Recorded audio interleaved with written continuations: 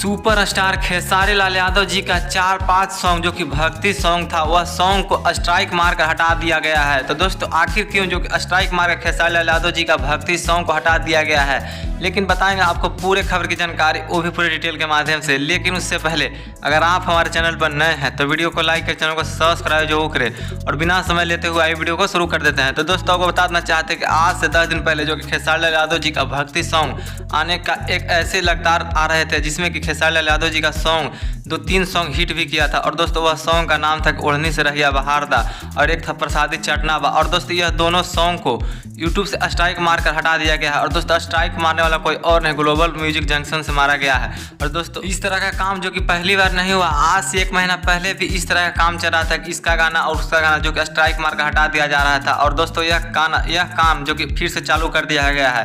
अब तो भक्ति सॉन्ग पर भी स्ट्राइक मारने के लिए चालू हो गया है। और दोस्तों यह ग्लोबल म्यूजिक जंक्शन के द्वारा स्ट्राइक मारकर इस सॉन्ग को हटा दिया गया है। लेकिन दोस्तों यह सॉन्ग जो कि बहुत ही जल्द वापस भी आ सकता है, लेकिन आप अपने कमेंट बॉक्स में जरूर बताइएगा दोस्तों।